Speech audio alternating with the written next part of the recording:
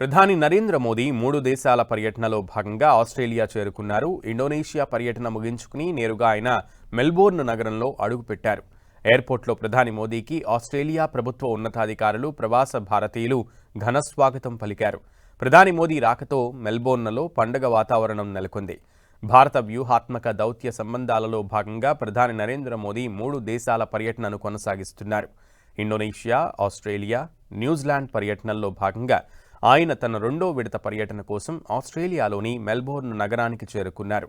Airport వెలుపల వందలాది మంది ప్రవాస భారతీయులు త్రివర్ణ పతాకాలతో మోదీ మోదీ అంటూ నినాదాలు చేస్తూ ఆయనకు నీరాజనాలు పలికారు. భారతీయులతో ప్రధాని మోదీ కాసేపు ముచ్చటించి వారితో కరచాలనం చేశారు.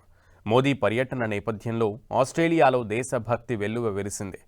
ఆయన మెల్బోర్న్ నగరంలో అడుగుపెట్టిన వేళ అక్కడున్న భారత సంతతి ప్రజలు వందేమాతరం నినాదాలతో హోరెత్తించారు.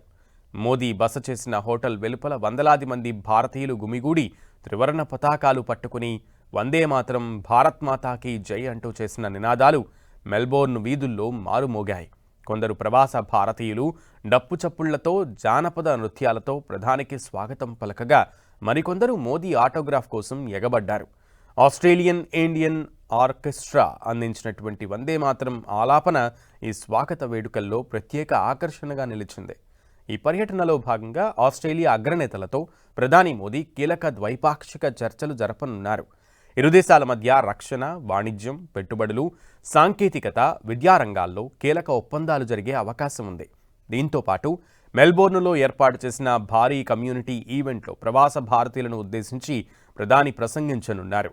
ఆస్ట్రేలియా పర్యటన ముగిసిన తర్వాత న్యూజిలాండ్ వెళ్లనున్నారు ప్రధాని మోదీ.